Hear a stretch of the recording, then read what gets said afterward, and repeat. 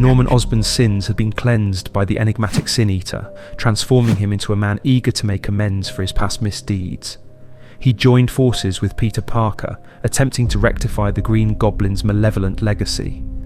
However, the sins of the Green Goblin were inadvertently transferred to the Goblin Queen. She, tormented by her newfound malevolence, believed the sins were the cause of her evil nature.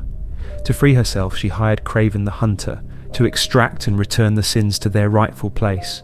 The ritual is a success, and the Queen questions if it worked. Kraven raises the spear containing the Green Goblin's sins and affirms her liberation, yet she feels the same, yearning for genuine freedom. She believes it can only be achieved by reuniting these sins with their source, Norman. The Goblin Queen whispers to Kraven. She presents him with an opportunity to prove himself superior, not by defeating the spider, as his father did, but by restoring the Green Goblin's sins and eliminating him, while also liberating her. In this endeavour, he will free himself as well. Kraven is given his mission, Hunt. Later that night, Peter visits Norman as he continues work on an electric plasma engine.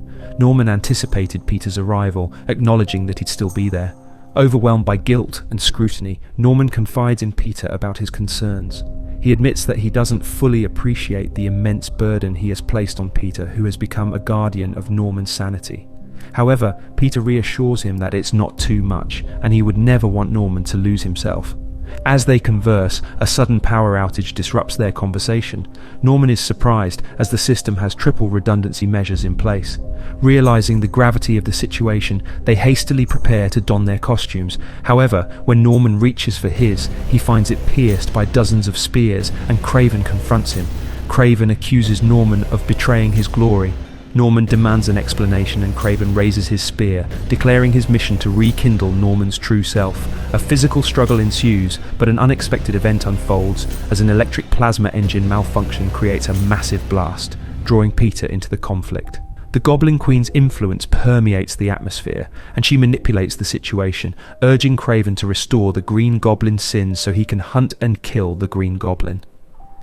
In the ensuing chaos, Peter manages to intercept the spear intended for Norman, absorbing the sins meant for the Green Goblin. Peter tears off his mask and lets out a maniacal laugh. Kraven watches in shock as Peter succumbs to a sinister transformation. Kraven retreats to his safe haven, but it doesn't matter how far or fast he runs. The unsettling laughter echoes relentlessly in the recesses of his mind. In the dim light of his dwelling, Kraven dons his costume and gazes at his assortment of weapons, their weight suddenly burdensome. Out of the shadows, Peter Parker, clad in his familiar black costume, emerges. Kraven, caught off guard, feels the sting of a syringe, and his blood begins to boil. In a flash, Peter crushes the needle and orders him to start running. Kraven obeys, sprinting out into the pouring rain, gasping for breath.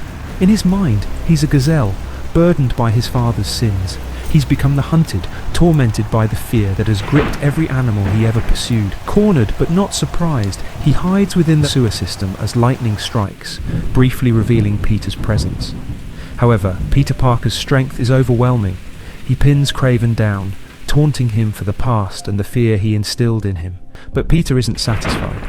He hurls Kraven deeper into the dark sewer, not because he can't defeat him, but because he wants to toy with his prey. As Kraven swims deeper into the muck and grime, he realizes the sinister game. Spider-Man is stalking him, lurking from above, causing him pain and suffering. Desperate to escape, Kraven inches further below the city's surface, doing whatever it takes to evade his relentless pursuer. For a moment, Kraven finds a reprieve and catches his breath. Then he hears a familiar voice, confirming that the serum is taking effect. Kraven defiantly claims that his blood is hardened by fire, unaffected by the pheromones. But it dawns on him that the pheromones are to entice the vermin who are the key to this perilous situation. They approach, whispering sinister intentions. Kraven comprehends the cruel game. He is meant to fail where his father succeeded. Spider-Man observes as the vermin surround Kraven, his initial resistance futile. Overwhelmed and on the brink of death, Spider-Man intervenes, throwing the vermin aside, reasserting his dominance as the superior creature. The rat-like creatures scatter, leaving Kraven barely clinging to life. With a firm grip on Kraven's vest, Peter drags him to away. Moments later, Kraven wakes up with the feeling of rain on his face. He opens his eyes and looks up out of the freshly dug grave to see Peter tossing him his gun. "In case you want to skip to the end," Peter muttered. Kraven looks at the coffin that he is laying in, and Peter slams it shut. Peter laughs to himself in the storm. This turned out to be a pretty fine day, he thought. He begins to toss dirt on the hole burying Kraven until there is nothing but darkness. Meanwhile, Norman Osborne arrives at Mary Jane's apartment, urging her and Paul to leave the city. He expresses concerns about Peter's deteriorating mental state and the potential danger it poses. Paul thinks for a moment, stating that they can probably head upstate. The bridge will be moving faster at this time of night. But Norman stops them and tells them to take the tunnel instead. As the two of them leave, Norman waits in their apartment, anticipating Peter's arrival.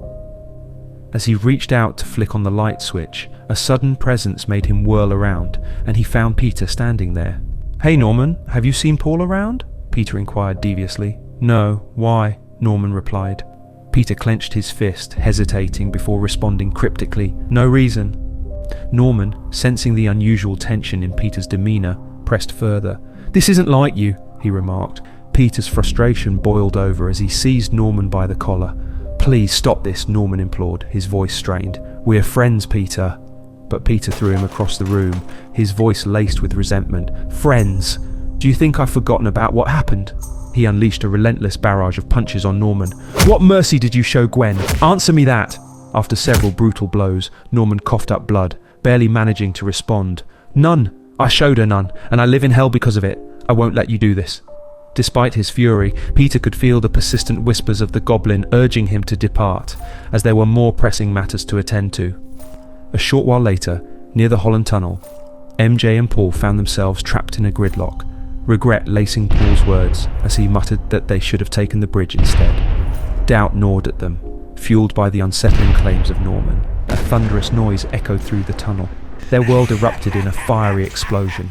But before he could reach MJ, a sudden, unexpected force struck him down. Meanwhile, in a distant graveyard, a faint glimmer of light pierced through the disturbed earth. Kraven, with unwavering determination, clutched his spear and began the arduous task of extracting himself from the ground. Back in the heart of the tunnel, Peter fought his way out of the wreckage, his gaze meeting the enigmatic Goblin Queen, who uttered cryptic words, "This is not your destiny." In the graveyard, Norman extended a helping hand to Kraven, echoing the same declaration, concluding with an ominous promise, "And you're going to help me set things right." Norman Osborne had rescued Kraven from a shallow grave and reclaimed his magical spear. However, it was clear that magic alone would not be sufficient to extricate them from their current predicament. Norman was determined to enhance the spear with technology, despite his admitted dread of being so close to something that had once harboured his own sins. A single thought consumed Spider-Man's mind, his seething resentment toward Paul and MJ.